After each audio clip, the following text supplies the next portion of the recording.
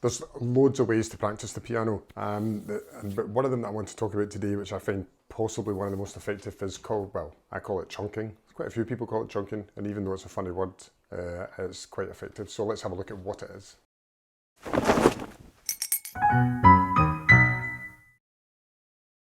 First thing I want to cover is what is chunking, apart from, as I said, a funny word.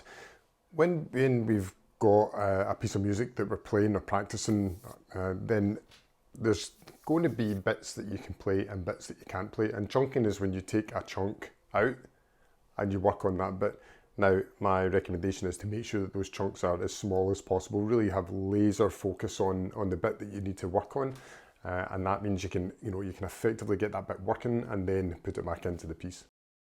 So why do we use chunking? Well, if we have a piece that we're working on and it kind of, say it's 12 bars for argument's sake, right?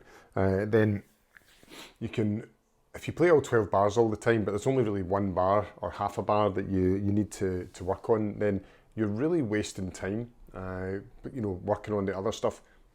Obviously you do need to work on the whole pieces, but what you need to do is you need to focus on that one bit that's broken.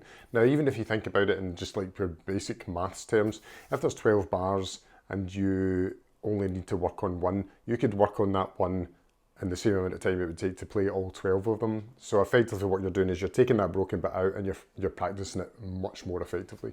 And we always don't have hours in the day to work on the whole piece, so this is a great way to utilise short times that you've got to get some practice done. So here's my tips for when you're doing chunking practice, and I'll actually show you an example in a second. The first one is just look for the smallest, trickiest part that you can find, right? So if you've got a bar that's all a problem, then fine, work on that bar. But see if it's only like the second half of the second beat going into beat 3, then focus on that, and work on it from there. Second tip is to make sure that you do everything the way that you're going to do it when you put that chunk back into the whole piece again. And what do I mean by that? Well, work on your dynamics. Make sure that you're using the same fingering. Don't just use the fingering that's like convenient to use for that particular bit, the way that you're playing it. Make sure that you structure it with fingering exactly the same way as you would coming into it if you're playing the piece and going out of it as well. Other things that likes of phrasing, if there's phrasing involved, or if you need to put some shaping in with your hands or your wrists or your arms, then just make sure that all of that comes in a sort of neatly packaged bundle, put into your chunk and practiced effectively that way. That way you're going to get the best possible results out of the bit that you're looking at. Okay, let me just quickly show you an example. I'm practicing or playing a piece just now.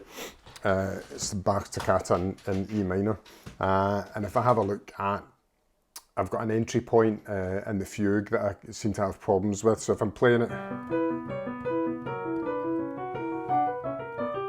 Now, often when I come into that fifth section there, I kind of messed that up. So what I would have done was, that's going from beat 2 into beat 3, right? So if I take that, I'm in the left hand, I'm doing this. And I want to make sure when I practice that on its own that it's exactly the same fingering as I would use if I was playing the whole thing, and make sure that everything is just in place, dynamic.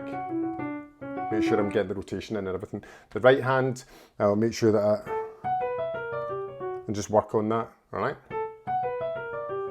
And make sure that I'm really happy with that. Then put that back in together, just try and do it really slowly. So that should have been an A sharp. Okay, and just keep working on that. All right, do it again. You get the point, right? I'm not going to drag it out in this video, but once I've got that, what I do is I then expand slightly on either side. So I can maybe go back to the start of that bar and play to the start of the next bar, and what that happens is that kind of merges it in, and I'll give you a kind of analogy for that in a second, but again, just slow practice.